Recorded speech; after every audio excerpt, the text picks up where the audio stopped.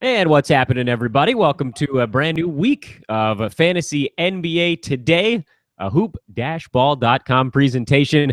I am Dan Besbris, clad today in my finest, my Monday best. It is my Lucky DuckTales t-shirt. And Vince, who we made fun of relentlessly last week for his attire, I wanted to make sure that today, Vince, you could make fun of me. So good morning. I can't make fun of you because when I was younger, I used to watch DuckTales. So I used to watch, so that I can't really make fun of you for it. But it's NBA season eve. I'm so excited for the NBA season to kick off, and just because I'm so excited, I wore my Sacramento Kings warm-up sweater. I mean, I got the royalty on right now. I'm feeling good. Plus, I had a great draft weekend. I'm so excited. I thought you were gonna give us like an NBA excitement truffle shuffle this morning or something. How far back from the? I switched over to the camera so I could actually see what you were doing. Normally, Vince, when we're talking on this thing, you and I, we both got our various research windows open so we can try to answer questions on the fly and not, sit behind the microphone going for 25 secons. But for that, I want to look straight into your lovely eyes, Vincent. So let's talk a little bit about what's been going on both at Hoop Ball and sort of on a personal standpoint as well. Just not like I should say getting into any of our actual day-to-day activities and family stuff, but Vince, a lot of people have had their drafts now. We've cleared the weekend, if would you call it draft weekend, before the NBA season. I have another one tonight, and that's really why I wore this DuckTales shirt. But a lot of them are done. I had one on Friday. I know you had a couple at the end of last week. We had our Hoop Ball expert draft that stretched from Thursday night until yesterday in the late evening. And we have a number of changes coming up on the podcast front just from an accessibility standpoint. So where do you want to begin is my question. We've got all these things to cover before we even get to the Q&A. Yeah, I know we're going to have a ton of questions after draft weekend. Who should I pick up? Who should I drop? How do you think this team is going to look? We got Facebook questions that we're going to get into, but I mean, I think we should start off with the Fantrax League, just because I was on a pod while doing a couple of those picks, because you're right. It went like 3 days long. It went throughout the entire weekend just to get that draft done. But I'm going to say this: 16 deep league, weekly setup league, 9-cat head to head. My roster is nice.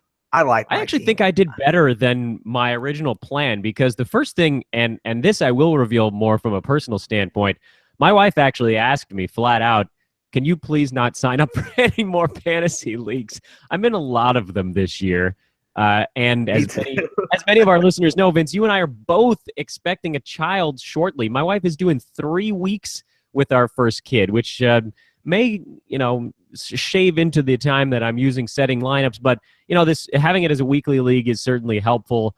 And the fact that we had to kind of wind it back a few times due to some issues with the draft window, that gave me a little bit more time to kind of sneak in when wifey was off running errands or whatever and set a queue. And so my team actually turned out okay. There isn't much of a strategy on my side, is the one thing I noticed when I got to the end of the draft. In a head-to-head league, I usually try to load up on 2/3 to 75% of the categories. And I wouldn't necessarily say punt the other ones, but maybe don't focus on them quite as much. And I actually, in our Fantrax, our Hoop Ball Experts League, I really drafted more like a roto team. So I may have some moves to make in the not too distant future. But Vince, I'm coming for you. Oh, no one's getting. I'm so excited for everyone to try and come and get me, because I have a defensive team. I have the steals are locked up with my team. I have potential players I got at the end of the draft with Gary Harris and Josh Richardson.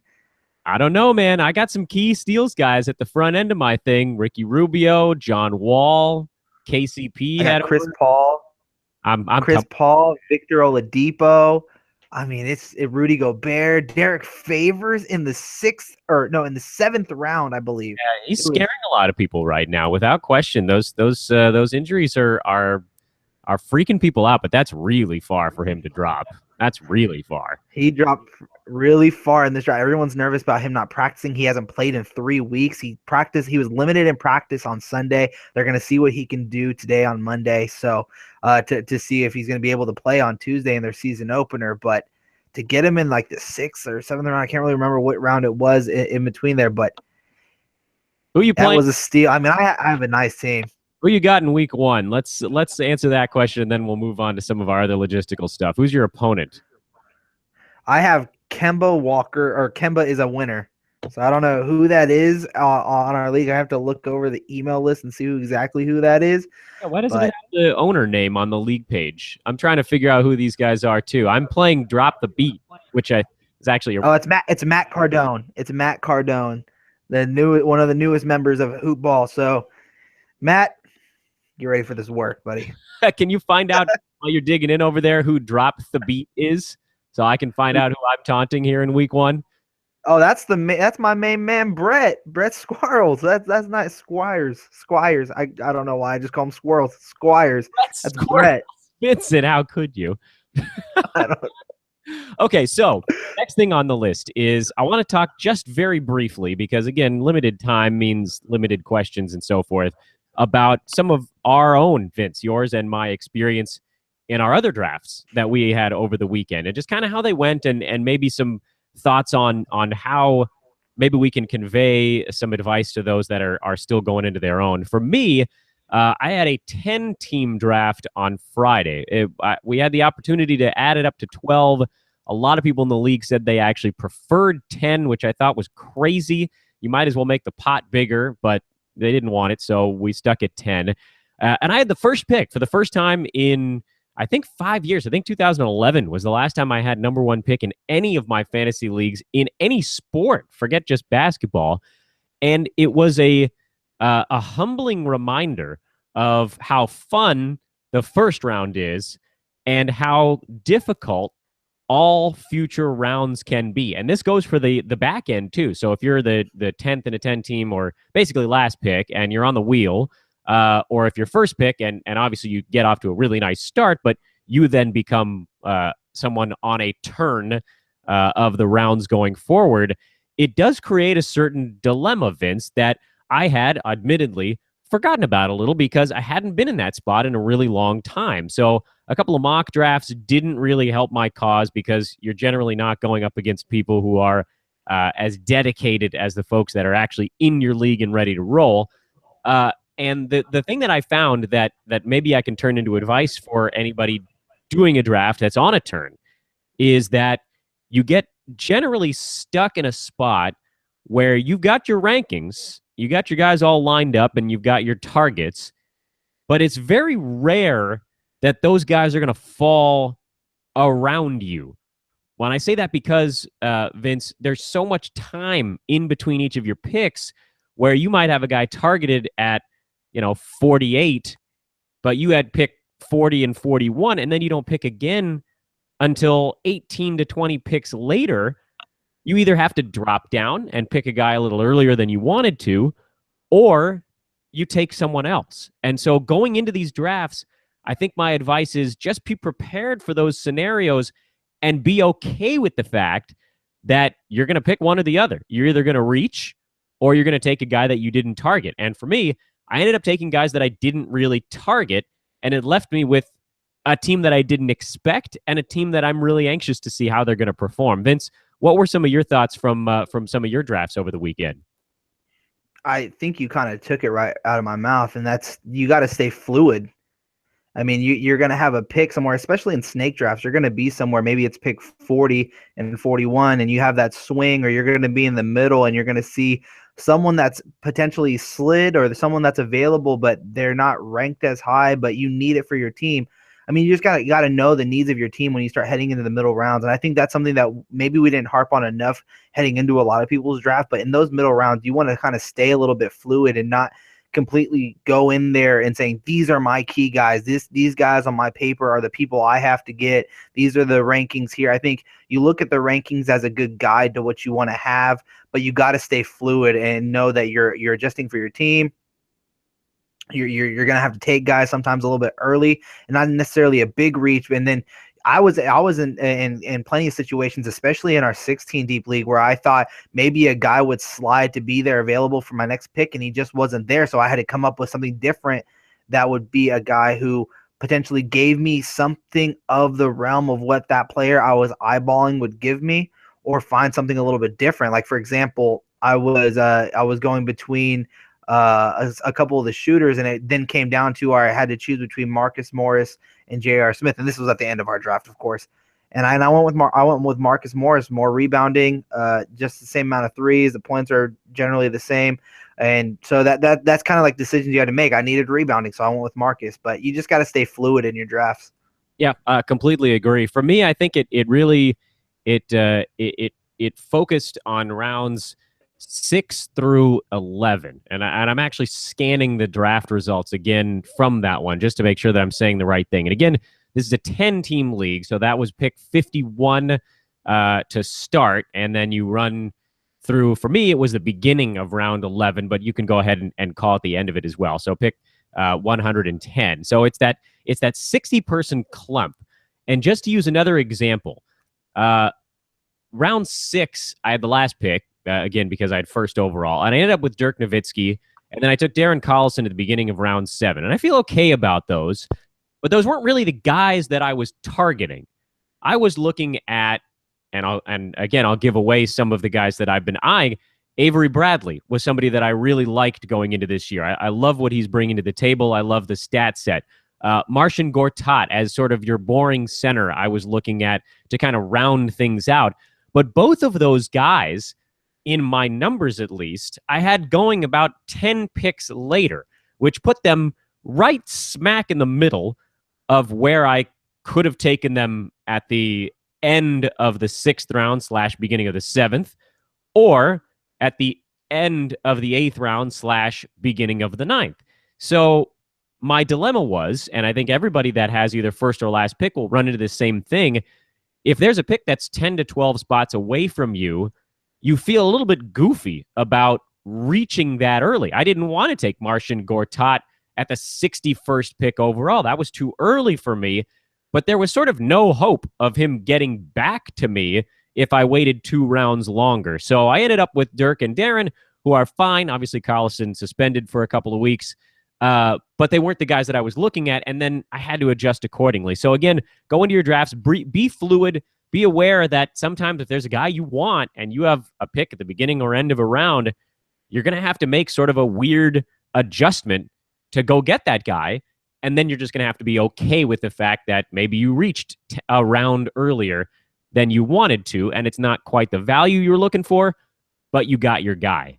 And so those are my thoughts, at least from the drafts I've got so far. Tonight for me is a 12-team, 9-cat head-to-head league.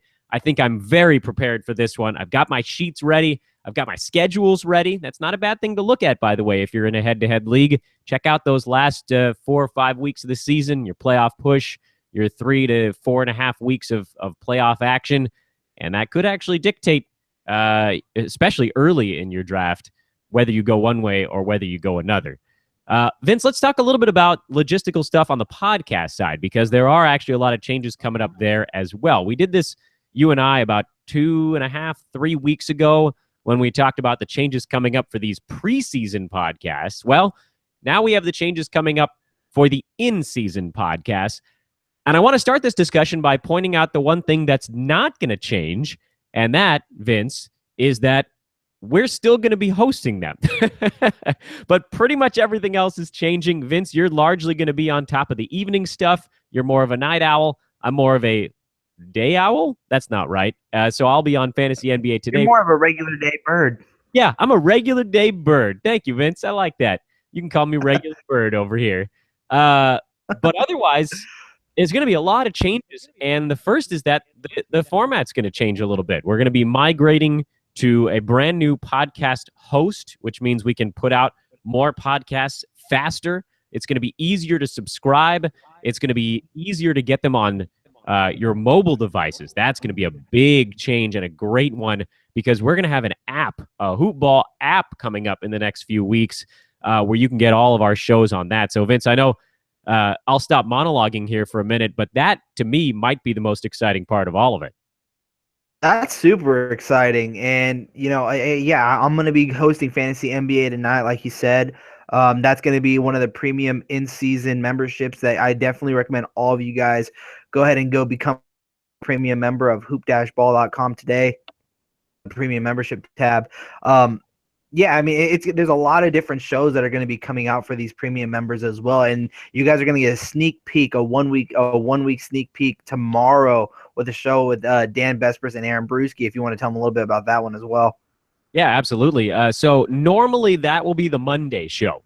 Today, obviously, we did a little flip flop because there are no games today, and games start tomorrow. So this week, Vince, you're my Monday guest here on the daytime show. But most of the time, I think you and I, Vince, will probably be hanging out in the daytime on Tuesdays and Thursdays or thereabout. It'll be a little bit fluid. Going forward, tomorrow, Aaron and I will have the first ever weekly lineup pod. So that'll be a really exciting one, especially for folks that set their lineup at the beginning of the week and then don't worry about it. I'll be able to pick the brain of Hoopball founder Aaron Brewski, creator of the B150, the guy that, frankly, most of you are here because of. And that'll be on Mondays after this week. So that will be for everybody tomorrow. Again, I mentioned that once again. Tomorrow will be a free episode of the weekly lineup pod. But going forward, you do have to be a premium subscriber at Hoopball to get that particular podcast.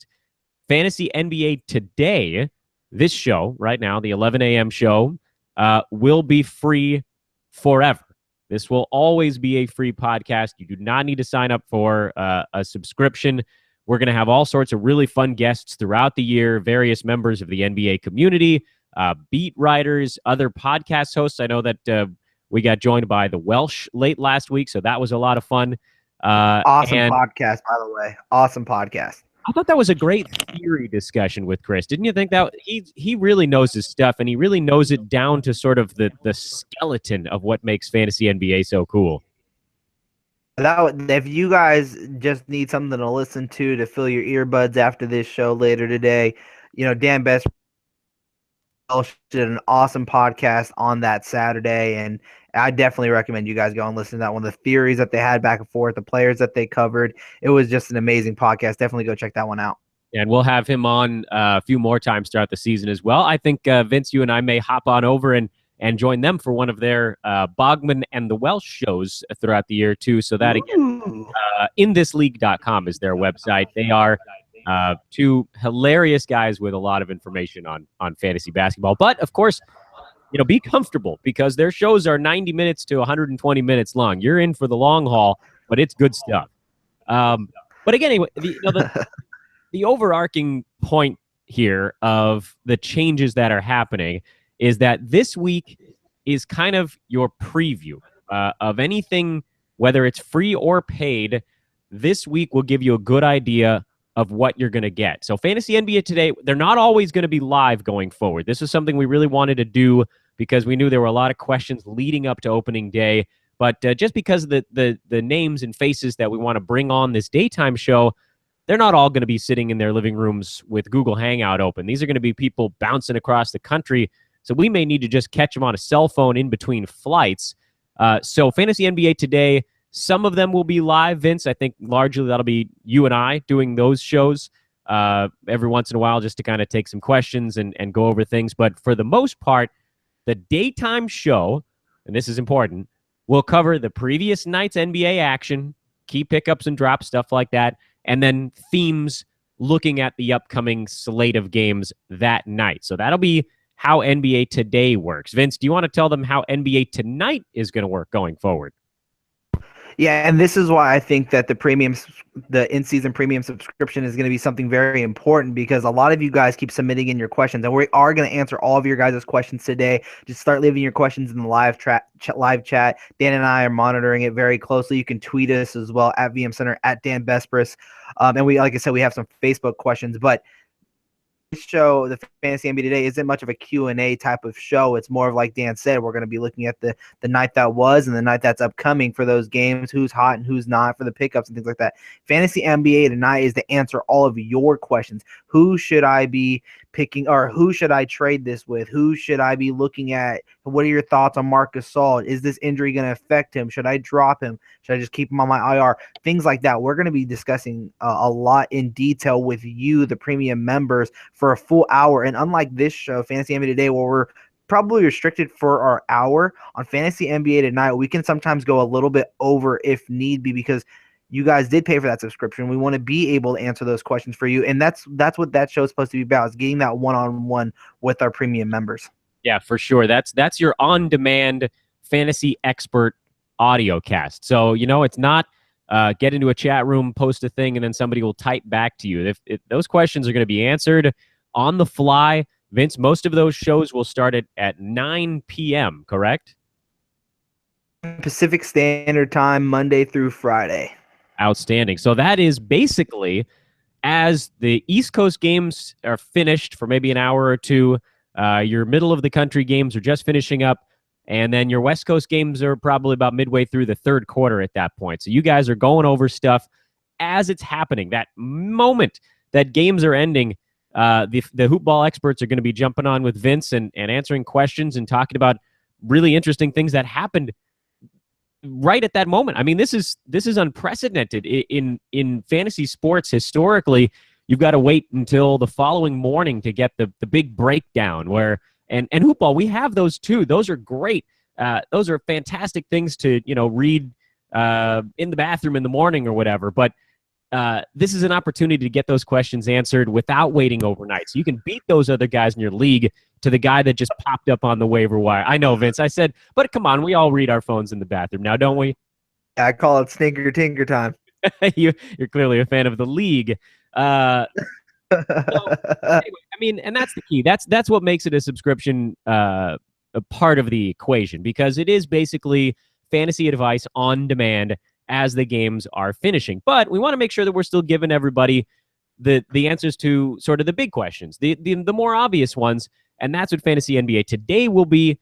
And that's what, of course, all that awesome morning writing will be at Hoop Ball, too. You'll get some good stuff for free over there. And they've also got paid content coming up at the main site as well. The other thing that I want to point out is that due to this migration from one podcast server to another, and this is boring logistical stuff, I know, and I apologize, but this is really important. We're only going to be able to transfer subscriptions to one of our three shows from Hoop Ball. There's the Cause and Brew Show, Fantasy NBA Today, and Fantasy NBA Tonight. So those subscriptions right now cover all three. All three shows are coming out on the same channel. They're going to switch now. Each of these shows is going to have their own channel, their own RSS feed, for those of you who want to adjust your spectacles like I do. And you're going to have to go and you have to subscribe to each one individually, depending on which ones you actually want to listen to. So certainly keep that in mind. That'll all be coming up more than likely next week, maybe at the end of this week, the weekend, something like that. So we'll be reminding you throughout this NBA opening week. All right, so I got a visit from my animal here. This is Gumshoe the dog. She wants to hang out for this show, and I'm going to let her. And she wants to put her dog butt in my face. So, Vince, why don't you get us started on some Q&A? Yeah, so before we answer our questions here, I have one more thing to announce to everyone, that you guys actually are going to have a chance to defeat Aaron Brewski in a fantasy basketball league. Test your luck. See how good you are at fantasy basketball. And how you do that is you go on Hoopball Tweets, look for the link, $50 entry. I love your dog. Very cute.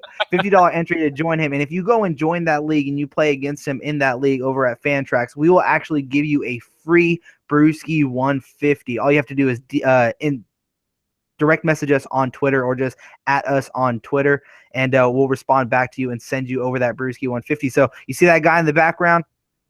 Go ahead and take him down. Hashtag takedown AB in the Fantrax League. $50 entry over at Fantrax. Go on Hoopball Tweets, look for the link, click it, join us, and B. All right, now with all that out of the way. Yeah, what do we got? What's number one on the list?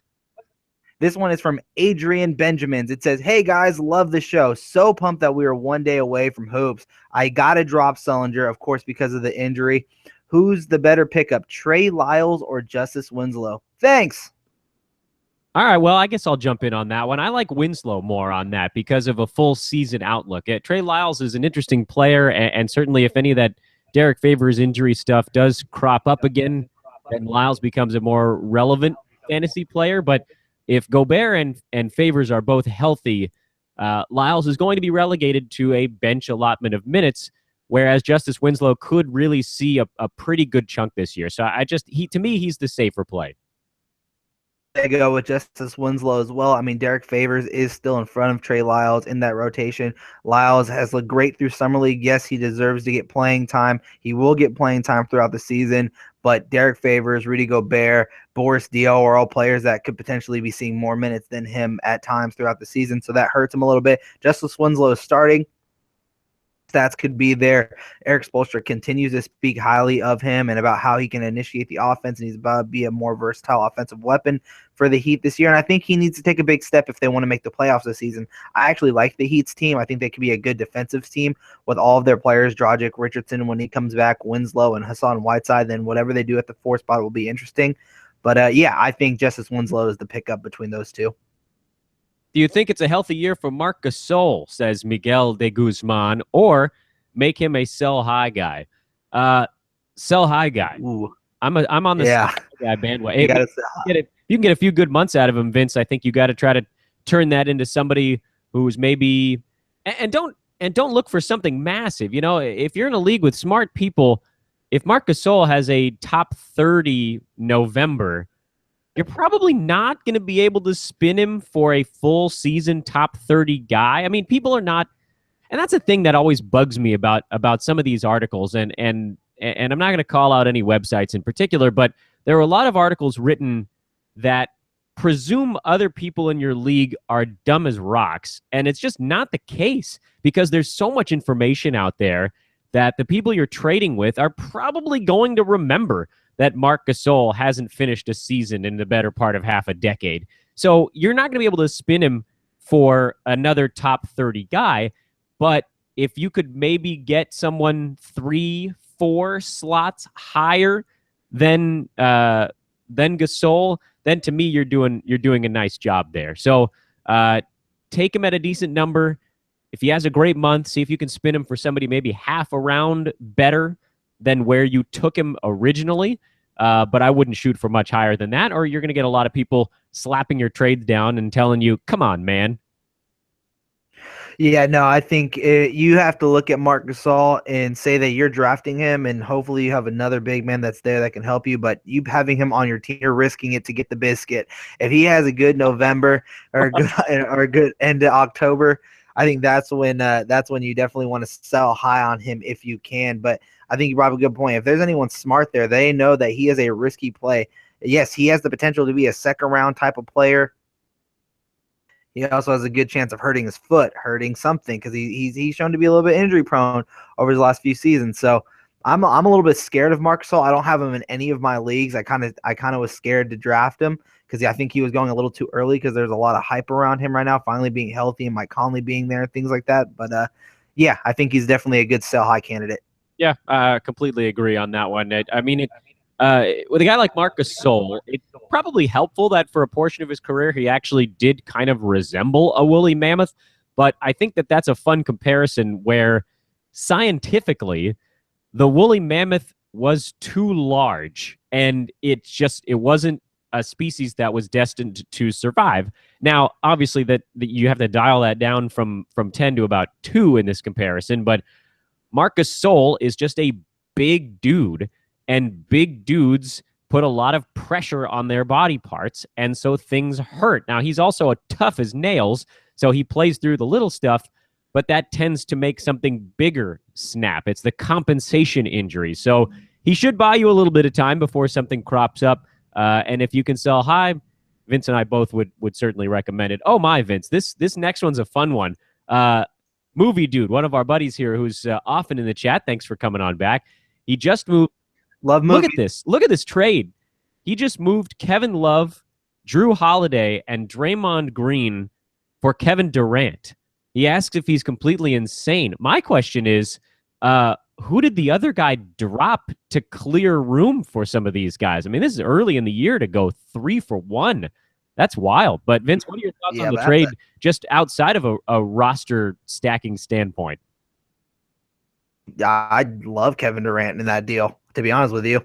I actually think that's a pretty good trade. It's a little risky. You're giving up some of your depth with Draymond and Kevin Love and Drew Holiday when he comes back, but Durant, he's arguably going to be a top 3, top 5 talent this year in fantasy. I mean, you got to risk it to get the biscuit, like I just said earlier, and I think you kind of did that with giving up what you did. But you got Kevin Durant, so I don't think it's that big of a risk. I like it. Yeah, I'm with you, Vince. I mean, everybody heard my take on trades on our shows last week, where I pretty much just said I would sell most of what I've got on my team to get another first-round pick, and we were talking about Kawhi in that case, but there is a distinct jump going from a mid-first-round pick to a top first-round pick. Kevin Durant is one of those 4, maybe 5 guys, Vince, that's on a tier all of their own. So if you're able to get him for, in this case, I'm looking at these players, you're basically talking about a 3rd, a 4th, and then maybe like a 7th-round pick.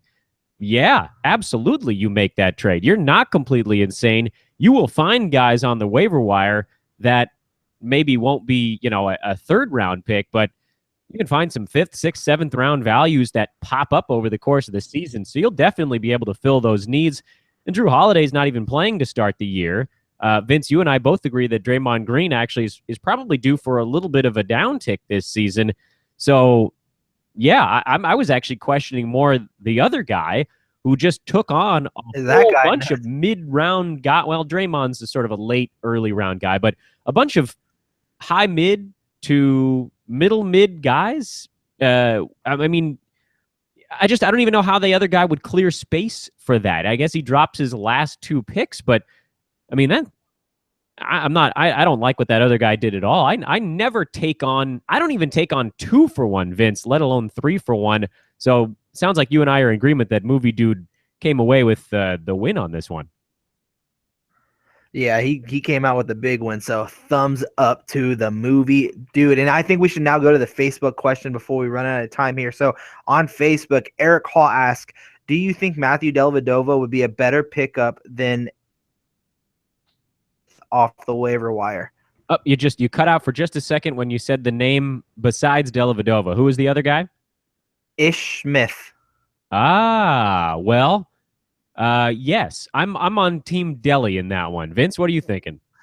I think if you want a short-term gain in assists, you go with Ish Smith. But even then, you're going to be risking turnovers. You don't really get 3-pointers. I think Dellavedova definitely is the better player. He also continued on with the question of, do you think he should drop a guy like Dellavedova or Ish Smith for a guy like Nikola Meritage, who's on his wire, and Marvin Williams and Otto Porter? Out of all the guys that are available, I say you go get Otto Porter if you need him on your team.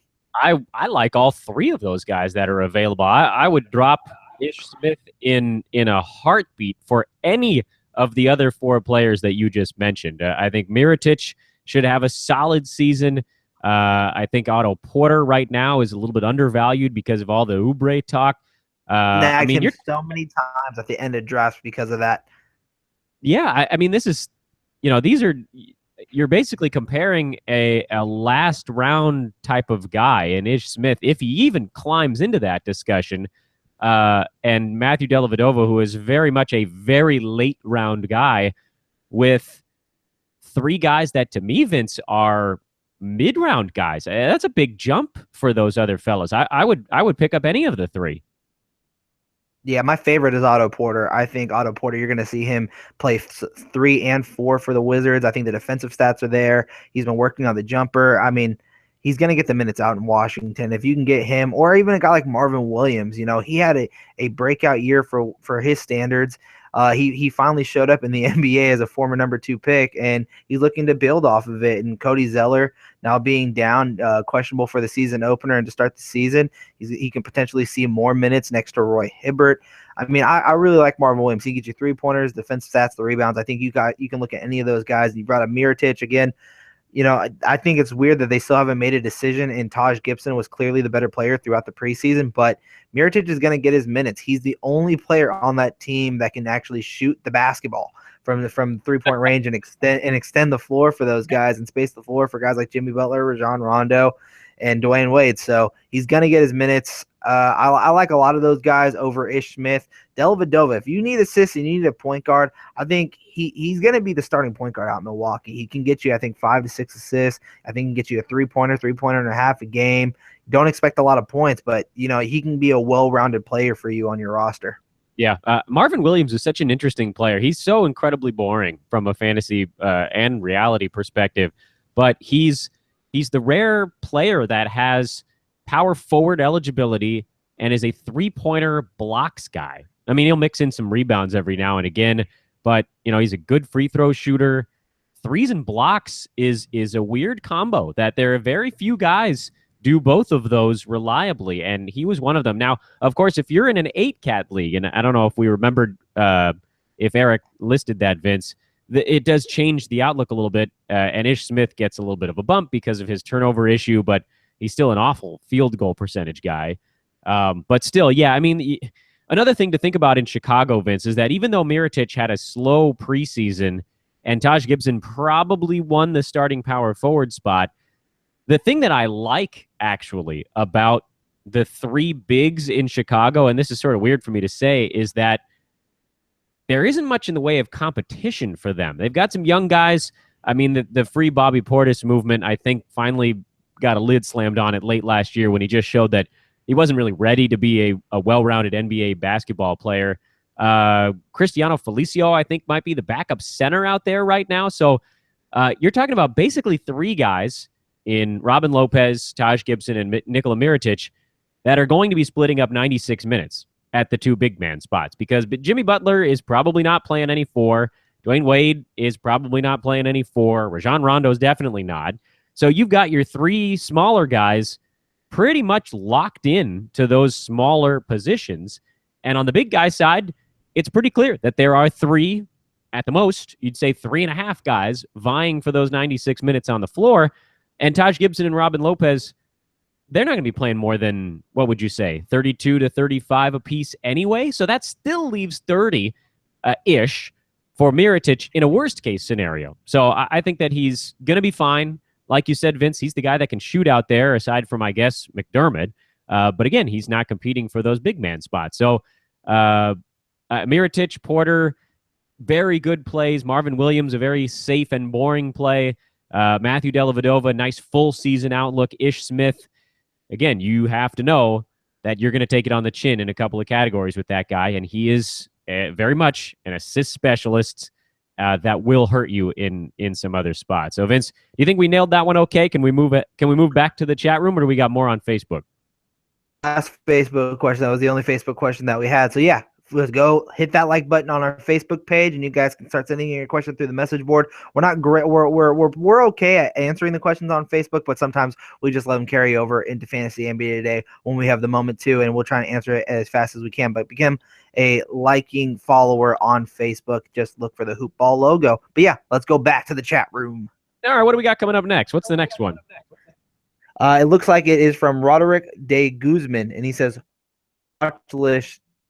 Who's on your watch list you're ready to add at a moment's notice? 12-man, 9-cat, head-to-head. That is a really interesting question. There aren't many yet. Most of the guys that I was looking at were snapped up in my 12-team leagues and larger. But I will say that a couple of big men that I've been just sort of kind of one eye on them. Taj Gibson was one of them. He didn't go in one of my leagues. And Cody Zeller is another. So I know these are guys that in a lot of leagues probably did get drafted. But Cody Zeller had won the job last year. He had taken it away from Big Al. So there's no reason to think that he won't do likewise this season with Roy Hibbert, who is, you guys all know how I feel about Roy Hibbert. After watching him for a year with the Lakers. Laker fan. They had I'm not always a big fan of sports talk radio, But the guys at 710 here in Los Angeles have a voiceover talent, a deep voice fellow who does their "now you're listening to" type of things. And he just recorded the sound "Slow Roy" that they played relentlessly when they're talking about Laker games. And it was so accurate and so funny because nobody lumbers more than Roy Hibbert. And I know he's 7'3", and I know it's hard to move when you're that big, but he's not going to lock down the center position. And everybody that's talking about a timeshare right now, it will be, but he's going to get pushed aside. He's just not the guy that everybody wanted him to be. And so for me, Cody Zeller, when he starts to get those minutes back up again, I know his conditioning is down. He's the guy that I'm watching right now as somebody that I'd like to jump on maybe in a week and a half when the minutes start to creep up a little bit. I think he could be a nice sort of high efficiency, low flash power forward or center for your roster. You took mine, but I do have another big man that I think has not been getting drafted that I actually have on my watch list right now, and that is Timofey Mozgov for the Lakers. Yeah, has the potential to be a nice little pick at the end of your draft, or at least to have on your watch list. He's going to get center's minutes. He's probably the only true center that's there with Zubac backing him up or Tariq Black. He can get you. I think he can get you 8 to 10 rebounds. I mean, he's gonna. I think he's being a little kind of underlooked or not being seen that well. I mean, he's only 33% owned in Yahoo leagues right now because of the name. He's a center down there. He can block shots. He's good from the field. He's good from the free throw line. He gets you rebounds. He can get you 8 to 10 points. I think he can give you a Tyson Chandler type of line, and not a lot of people are going to be looking at him. Cody Zeller was the other one. Sergio Rodriguez and TJ McConnell, I think, are guys that you can keep your eye on as well. Keep them on your watch list. And somebody that I've been talking about a lot on this show, the backup out there in Atlanta, I think Malcolm Delaney can be on your watch list as well, just in case a shooter ever goes down. Preseason, he's shown that he can run the team. I think he's mature enough to run the team, and I think he's someone that you want to keep an eye on in Nine Cats. And by the way, as a little side note there, Atlanta has a very nice playoff schedule if you're talking about a head-to-head league, and I won't go into the details on it, but let's just say that they have 13 games the last 3 weeks, and they play on some what you'd call off-peak days, so you can get some guys that you can slot in to kind of maximize your games played. So Atlanta's not a bad place to take a peek, certainly late in the year as well. With Nerlens Noel missing 3 to 5 weeks, does this boost Embiid's value and even Dario's? My answer to both questions is, yeah, it does. Vince? Well, actually, I think another thing that might boost his value just a little bit is that Dario Saric, it was just reported this morning before we actually went live on the show that he got hit in the face in practice and went straight to the locker room. So an update on that I don't think has been revealed yet. And I've been on the show, so I haven't been able to check it.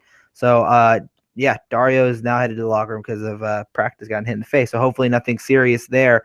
But, yeah, I'm not fully on board the Embiid hype. I think a person whose value goes up if anything is probably Jeremy Grant. I think he's kind of being, again, another player that you can add to your watch list.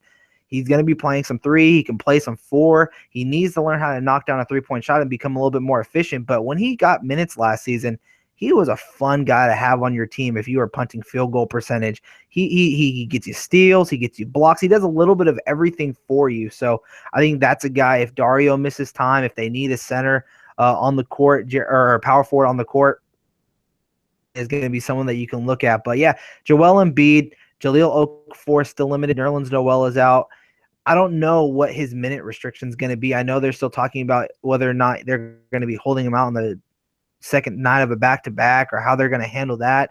So, yeah, I mean, does his value go up? I'm going to say yes, but I don't know about how much. I'm just not on the Embiid train like everybody else is. Yeah, I'm not fully on that train either. Philly scares me as a team, and somehow I ended up with 3 76ers on this league, and that was one of those things that resulted from what we were talking about earlier, Vince, where I wanted to take the guy that I had targeted, but he was too far away, so I just took the guy that was, to me, the best available player, and repeatedly, that guy was a 76er. So I have Noel, which I'm a little upset about because I thought he was going to be out for maybe a week or 2, and now it's 4 probably, maybe more. and Rocco and Sark. So I loaded up with 76ers all of a sudden. In general, I would say it's a little scary out there, but yeah, I mean, with Noel going out, then yes, it creates more opportunities for the other people. So inherently, that will make their value go up, even if it's just a tiny bit. Dennis Kim, I think, asks what I assume is a joke. Steven Adams All-Star this year. I'm going to say no, Vince, and I think we can probably move to the next question. But he might win the Mustache Ride of the Year award. All-Star this year? Come on. Next question. I don't have the board booted up. I don't have any sound effects ready today. Stop it. He's telling you to stop it. All right, that's all we really need to say on that one. Movie dude. My centers are laughable. Robin Lopez, Taj Gibson, Roy Hibbert. Oh, Roy Hibbert. He was offered Jahlil Okafor for Bradley Beal. Should I pull the trigger or wait for a good center instead? Oh, my Lord. I would not do that deal. I would keep Bradley Beal over Jahlil Okafor. I would drop Roy Hibbert and go get a guy like Timofey Mozgov or Cody Zeller off your waiver. Do not take Jahlil Okafor for Bradley Beal. Yeah, 100% with Vince. I don't really like Okafor or Beal, but if you're going to have to be stuck with one, might as well be stuck with the one who's upside is way better. Yeah. Tamakar says, "What up, Vince? What up, Dan? What's cracking, Tama? What up? Rank these small forwards: Marvin Williams, Evan Turner, Dario Sark, and then we've got a rank these shooting guards question coming up right afterwards. Vince, for me, Sark, Williams, and Turner from best to worst. That's my three. Same. Easy. Rank these shooting guards, Vince. Kentavious Caldwell-Pope, Wesley Matthews, and Avery Bradley. You go first this time. Bradley, Matthews, KCP. Oh, I actually read that wrong. For some reason in my head, I thought that said Wesley Johnson. So I was about to give you the complete wrong lineup. Yeah, Bradley, Matthews, KCP. You are right. It is Wesley Matthews. Avery Bradley is my top one between the two. Matthews and KCP are almost a dead heat for me, but I'm going to give Matthews the edge because I think he's a better value right now. So you and I actually agree on both of those. That's unprecedented here on Fantasy NBA today. Miguel says, thanks. Dude says, thanks. He was holding an auction for Kevin Durant. So we did have a follow-up on that previous question. So that was the bid that he submitted. Movie Dude, he's probably going to turn you down because most people don't want to do a 3-for-1. If you really, truly want him, I would consider going back to the drawing board and picking up maybe two of your guys that are a little bit better and pairing those. Because a 3-for-1, Vince, have you done a 3-for-1 ever? I don't know that I've ever been able to convince anybody to take three of my guys. Not ever. That's so hard to do because, like, who are you dropping? Yeah. And then they have to look at your three players and say, okay, does this change the makeup of my team? What do I get from all three of these guys? Plus, does it also fill in the hole that I have now losing a guy like Kevin Durant? So, no, yeah, I've never done a 3-for-1 deal. Yeah, 2-for-1 is kind of your shooting point. That's where you want to be. Or a 2-for-2. I know people a lot of do those where they have sort of the best player and the worst player for the two guys in the middle. I, of course, would take the best and worst in that scenario because I always feel like I can find somebody that's as good as a middle round guy on the waiver wire. But again, get sidetracked a little bit. I think, Movie Dude, you may want to go back and retool that. Oh, now he says that actually the bidding is over. So anyway, advice stays the same for everybody out there. If you're trying to make a trade for a big guy, 3-for-1's probably not going to happen. Just not in this day and age.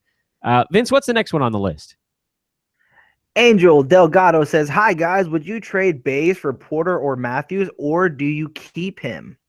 Interesting. Kent Bazemore for Otto Porter, or Kent Bazemore for Wes Matthews, or, and then it looks like he added another addendum here. Marvin Williams is another option. So basically, Angel, it sounds like you're asking us to rank those four guys. Is that? I feel like that's pretty accurate, Vince. Is that Do you feel comfortable just handling this question that way? Yeah, I'm gonna say this. I'd keep Kent Bazemore. So I would. That's a good question. Porter has the risk surrounding him right now, so I wouldn't trade Bazemore for Porter. I wouldn't trade him for Marvin Williams because, again, I think you get more across the board from Bazemore than Marvin. But Wes Matthews, to me, is a little bit closer. I think Bazemore, you're going to get more efficiency. Wes Matthews, it's going to be a lot of bombing from the outside. But it to me, between those two, it'll depend a little bit on your team's needs. If you need that big-time boost in threes, Wes Matthews is going to be your guy. If you want someone who will shoot the three ball a little bit, but is more of a slasher, get you some steals, get you some rebounds, a little bit more well-rounded, then Bazemore is your guy. But for me, decide what you want on your team. For instance, on my Roto team right now, I would take Bazemore every time because I have Steph Curry on that team and I have Trevor Ariza. So I don't need any more three-pointers. But if you have a team where maybe you have a number of big men and you need to round out that perimeter game, then Wes Matthews might be your guy. So I know that's a little bit of a vague and nebulous answer. Look at your team, figure out what you're weak at. Those are two guys that play similar positions but offer you different statistical categories, and take the one that you like the best. I talked more about that than I thought I would.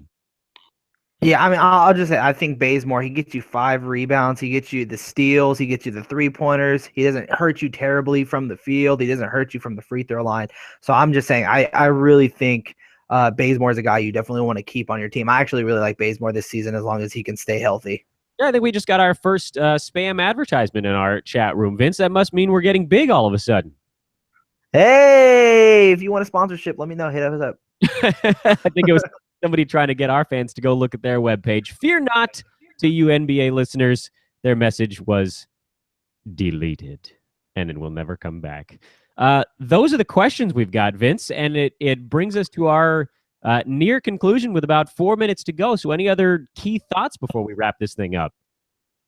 Yeah, so I'll just remind everyone that if you guys want a chance to beat the guy in the background, Aaron Brewski, he is hosting a league. It's a $50 entry league over at Fantrax. Go to @HoopBallTweets on Twitter. Click on that link. And after you guys become a subscriber or become a member of that team, it's $50 entry, like I said, to go #TakedownAB. We will actually give you a free copy of the Brewski 150. All you have to do is actually @HoopBallTweets, and we'll be responding back to you there. Also, subscribe to the site, subscribe to the show, everything like that. Any final thoughts? So when you say that guy in the background, Vince, are you talking about that silhouette through the window? Yeah, that silhouette through the window is actually Aaron Brewski back there, if you guys can see him. I want him to do a dance or something. Does he know you're talking about him? Let's find out. AB, can you throw your hand in the air really high and just say hi to everybody? Hey! There it is. There he is, guys. He can... Oh, there's only one spot left in that Fantrax league to go and try and #TakedownAB, $50 entry fee. And if you guys join, you get a free copy of the B150. So basically, if you're listening to this show on the recorded template, it's probably too late. To those of you that are here checking it out live, you've got that shot at the last one. I will leave everybody with one more piece of vital information. I spent about an hour and a half yesterday writing out every NBA team's schedule from March 20th until the end of the regular season, and I located the following small notes for your playoff push, or I guess this would be the actual playoff. Cleveland, Dallas, San Antonio, Denver, Minnesota, and Oklahoma City all have 6 games the last week and a half. Holy crap! Somebody just replaced Vince. Where did you go? I kicked Vince out of the chair. I couldn't take it anymore. I look down for 1 minute and Vince becomes you. You guys are pulling some weird poltergeist crap over there. Hell yeah. No, I think he just really needed to go to the bathroom is basically why. He waved me over in a panic, and he's like, hey, get over here. And he wants me to pitch the – I guess since I'm here, I should pitch the Fantrax League. Yeah, and, Fantrax League. Well, yeah, we have a little bet that we can't sell, or one side of the bet is that we can't sell out their remaining leagues. And I said we could. So there's one league to play me. There's 3 leagues with 1 slot open that I would love to play, but I can't because I'm in the National Fantasy Basketball Championship tonight. And then there's a couple leagues tomorrow, but I want to sell them all out so I win my bet. That seems reasonable. So go get them. That, by the way, I rescind my previous remark about, for those of you listening to the recorded podcast, still go check it out. You wouldn't have a spot in that one where there's the Takedown AB, 1 seat left, but we got to help Brewski sell them all out. So what's the punishment for Vince if he loses? Is it laps? Oh, is he going to lose? What is he losing this time? What is he losing? I don't know. You two need to decide that. That'll be something that we bring up on our show tomorrow, AB, which is the first weekly lineups podcast. And you'll be able to tell people the starts and don't starts for every week coming up. Tomorrow, again, it's a one-time Tuesday deal. Every week after this one, we'll be doing that on Mondays. Yeah, I can't wait for that. I mean, we go from just crazy draft guide stuff to lineups, and it's a weird mental shift, and it happens every year. You're like, okay, I could breathe a little bit. I could maybe shave, actually, tend to my appearance, things like that. But then you just get right into the next thing, and it's go, go, go, go, go. So, yeah, we're ready for that, and I can't wait for tomorrow's show. Yeah, I mean, if you didn't shave in September, you're kind of screwed at this point. So, Aaron Brewski, growing a beard, thank you for jumping in. We saw Vince cruising around in the background, kind of creeping on you a little bit, but he doesn't need to jump back on. I'll just wrap this bad boy up because it is high noon on the West Coast. Thanks so much for listening, everybody. He's Aaron Brewski. The man who went to take a leak was Vince Miracle. I'm Dan Besbris. You can find us all on Twitter, at Dan Besbris, at Aaron Brewski, at VM Center. Hoopball is the website. Hoopball Tweets is where you can follow them for up to the second updates on basketball players, and that becomes awfully important because the NBA season starts tomorrow. Vince will be back tonight, Fantasy NBA tonight, as the free preview week continues here at Hoopball. Thanks so much for listening, everybody. We'll catch up with you soon.